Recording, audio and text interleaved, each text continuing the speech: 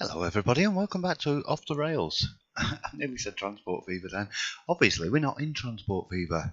We're in a program called GIMP, and what I'm going to do is show you how to make a map from scratch using this program.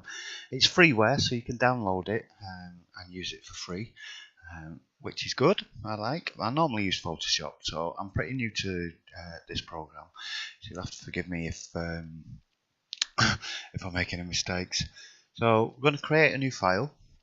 Now the size of the map has to be a multiplication of 256 pixels, which is equivalent to 1 kilometer. So the smallest size map, which is 8 kilometers by 8 kilometers, is 2049, which is 8 times 256 plus 1.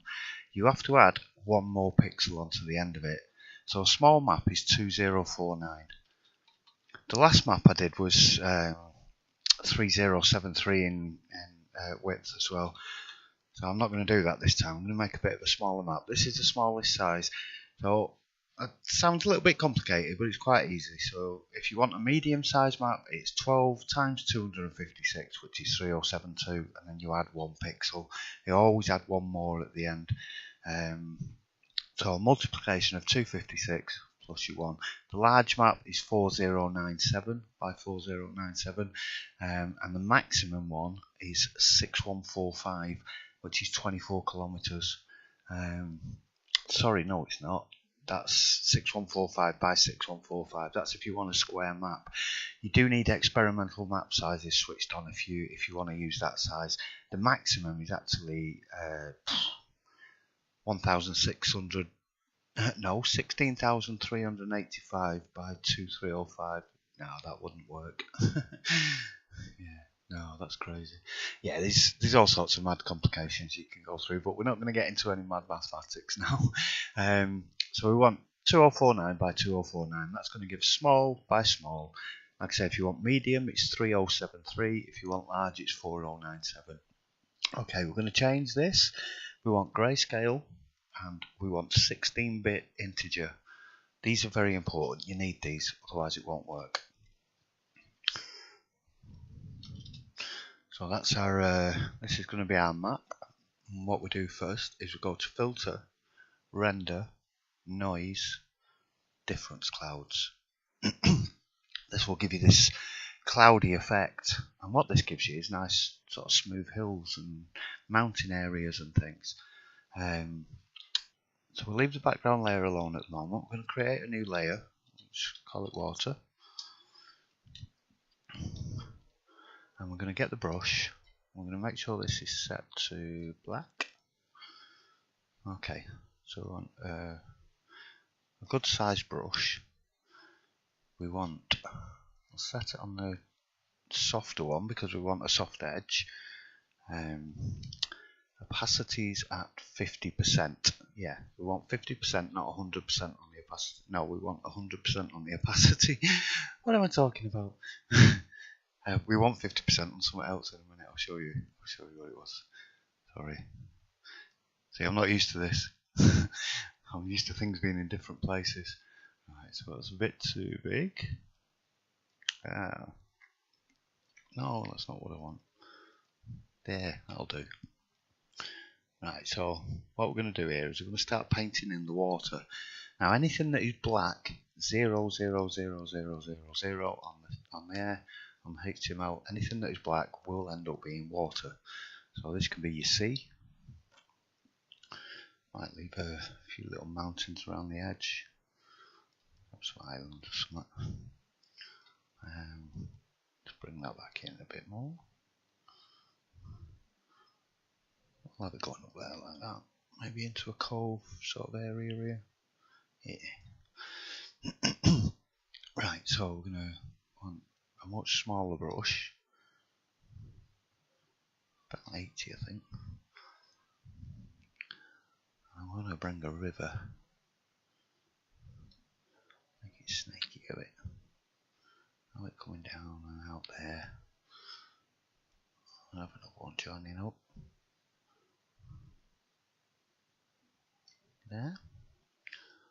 I'm just going to extend this river mouth open a little bit more, the estuary. So yeah, quite happy with that. So we're going to have quite a chunky river coming through the map from two different directions. Now this is too light at the moment, so if we click on the background, we'll get the brush and we select the colour. What we want here is we want around, try 12, 12, 12. This is a very dark grey. Now this is where we want the opacity down to 50%. So we want a much bigger brush again. And about maybe a bit bigger. Yeah. Right, so how's that doing? Right, so what we're going to do now is we're going to go around the water's edge. This is going to give us relatively flat terrain. Excuse me, going a little bit croaky there. So yeah, we want pretty flat terrain around the water's edges. Sorry about that. I don't know what that was, someone just banged outside. Right, yeah, so we're going to just darken these up a little bit, bring them down. So I don't want to go over all the area, I want to leave some of the areas very light. So they can be mountain tops. You'll have to excuse me, I'm going very croaky. Hay fever's kicking in today. I've been sneezing all day. It's very, very warm here at the moment. It's very warm. There's a lot of fires going on and things. And quite dangerous. Quite scary in some places. Right, so you see what I'm doing here. I'm creating sort of flattish land. I'm leaving some areas in a little bit ridged. I'm trying to get around the river edges as much as possible. If you leave any white bits around the river edges, you'll end up with a cliff. If you want a cliff, you can, you know, that's good, but if you don't want a cliff, they can look a bit messy. I'm also going around the outside edges of the map, darkening up, rather than leave any pure white at the top, because what happens is if you leave white here, you'll end up with a vertical face on the back of your cliff. It looks a little bit odd when you're on the trains and things. So I'll just darken up around the outer edges as well, and that'll stop that from happening. So I want to get a town up here. One down here, and have one in the middle here, and one up here somewhere. So not as many train routes, but yeah, let's hollow this area out a bit. Have some mountains up here. Right, so that's that done. We're going to get the dodge and burn tool now. We'll take the opacity down. Oh, I don't like how this thing works. Take the opacity down to 50. Right, oops. Control Z undoes if you make a mistake. So press Control and click. Now the opacity needs to be 100. Yeah. Control and click. And we'll just start darkening up around some of the edges here and just give us a bit more. A bit more of a slope rather than having really high peaks.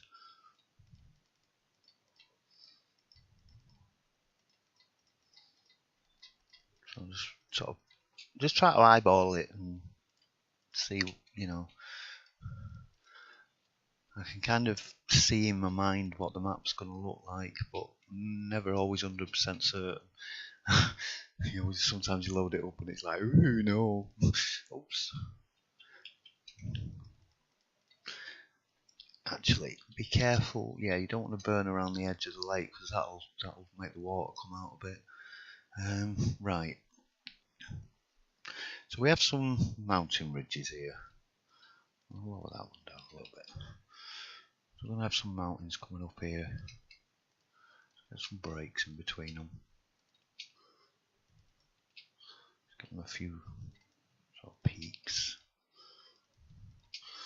So the lighter the colour, the taller the terrain. The darker the colour, the lower the terrain. Black is your water.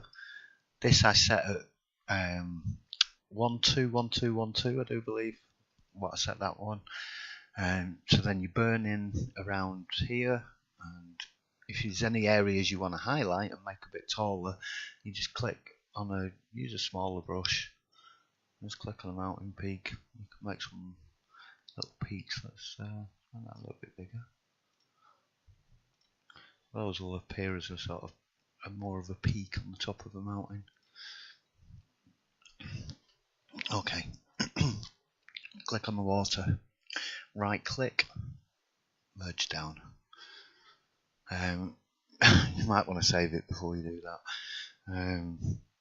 Yeah, if you want to save it as a test, then sort of save it, and if you need to come back to that. The last stage we need to do, now that we've merged it together, is we need to go to filter, blur, Gaussian blur. We need to set this to around 5. 5.5 will do, that's fine. This is important. If you don't do this, you'll end up with terraced landscape instead of smooth. So you'll have all ridges all the way around. It looks terrible.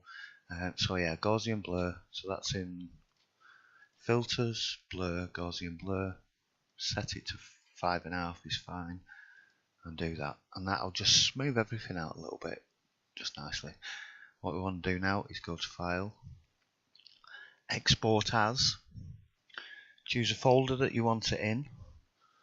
At the moment it's called Untitled. We're going to call it heightmap.png. That's important. Heightmap.png. And click Export. There's already one in there, so it's just going to replace it. Export.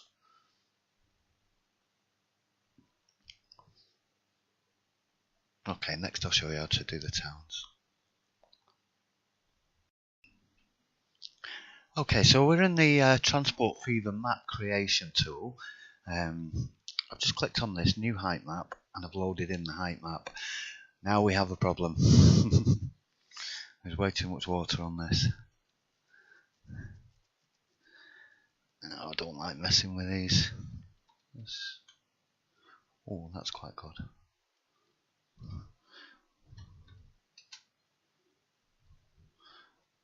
I like that little lake in there. Yeah, there's a little lake in there. Right, so if you've got too much water, you need to increase this. If you go up to 100, all your water will become land. So somewhere between 50 and 100, you might have to mess around with it. I don't change the highest point. This will alter the height map, which is a little bit of a pain. Okay, I really don't like messing around with these, but sometimes you need to do it. Okay, so I'm going to stick a couple of towns on here. So let's go with maybe Seaview. No, that's a terrible name. Seaton. There we go. Now change the amount of the size of your town from, this is a 1, which is a regular size, down to the smallest up to the largest. Where do we want you? We want you about here, I reckon. That's going to be the capital. The capital of a very small region. So we're going to create another town. We're going to have some smaller ones. So we're going to go you Rutley Bay. Rutley Bay can go out here somewhere. Call this one, as you can see, I normally go on test.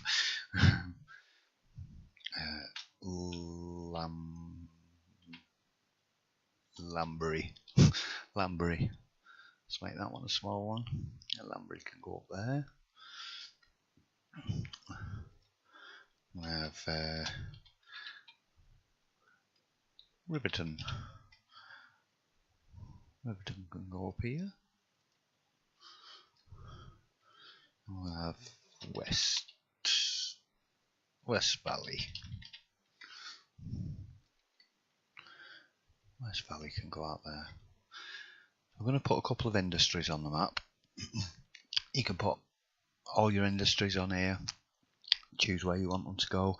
I like to do it in game. It just makes it a little bit easier for where I plan out things. If you leave no industries on the map, then you get the random industry generator. So you need at least 2 towns to stop the random town generator, and you need at least 2 industries to stop the random industry generator.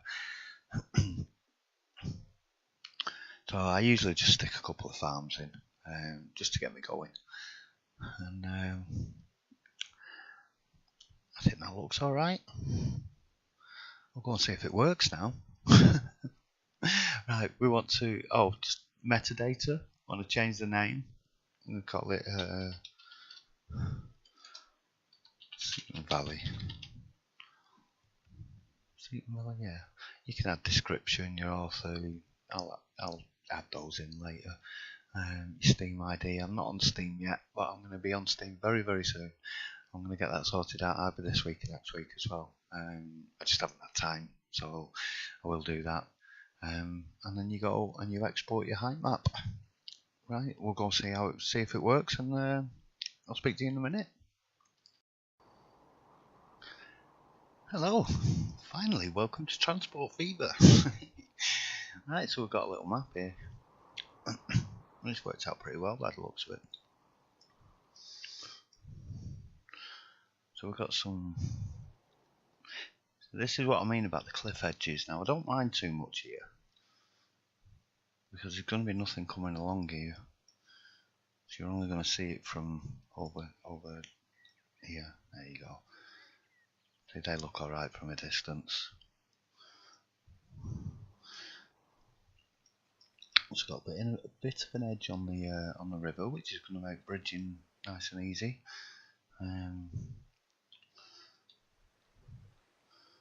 Got a bit of a slope going down to the sea. I like that. Yeah, that's pretty good. Not too hilly. Not too ridiculously hilly. It's got an area we can decorate up here. Do something around there, definitely. Could have one of the mountains a little bit. This is what happens when you know when I was doing the little light click bump. I've got all the mods turned off. I haven't got any mods switched on at the moment. I just wanted to load the game up quickly. So I'm going to reload it with a selection of mods. I just wanted to have a look at the map and see if it was acceptable, if it was looking like we can actually do something with it. I'm pretty pleased with that. I think that's come out quite well. I was expecting these mountains to be a little bit higher.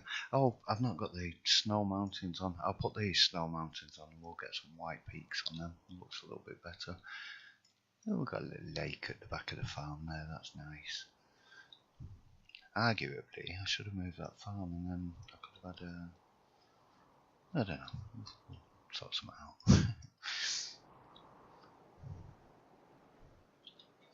So, I'm quite happy. I'm never completely happy with anything. That's just the way I am. I'm always a perfectionist. I'm always looking for problems and faults, and I'm always finding them in everything. That's just me all over that, though. I'm never ever totally satisfied with anything. Yeah, it can be a little bit awkward, but it does make me, it does make me put a lot of effort into things, especially when I'm making things in the real world outside of computer games. I do a lot of woodworking and stuff. And, I make stuff out of old wood and things, and I put a lot of effort into them, finish them nicely and properly and everything. But yes, this channel isn't about that. I may have another channel where I start putting videos up of me making stuff at some point. I have got a plan on doing it, but not just yet. And doing this Transport Viva channel, it was just a hobby really, but it was also for me to get practice making videos, recording, getting my settings right, doing time lapses and stuff, and sort of it's been good for me learning how to do the editing and everything. I've like I said at the beginning, I was fairly new to a lot of the stuff. I only started making my maps, maybe 5 or 6 months back. Before that, I didn't even know how to do that, and They're looking okay. There is another method you can use where you can actually download a genuine height map of a region. The next time I do a map, I will show you how to do one of those of a real place with proper terrain and everything. But we'll do that on a bit of a bigger one, because what I find is even with a regular large map, you don't actually cover that much of an area unless you're in a city or something, and the landscape's very flat anyway. So if you've got a decent landscape area with a good collection of a few cities, you either need a really big map, or you need to go out of scale and have your towns much bigger than they should actually be. Yeah, it's a nice view of the mountain in the background there. So I think this one's good to go, and yeah, I'm quite happy. And I shall be back a little bit later on. I'm going to go and start building a few things. I'm just going to go and clear out some of my old save data and stuff, and then we'll crack on with this map. So thanks again for watching. If you have any questions about what I've done, please ask down there in the comments. I'll put links to what I've used in the map description, to GIMP and to the map creation tool.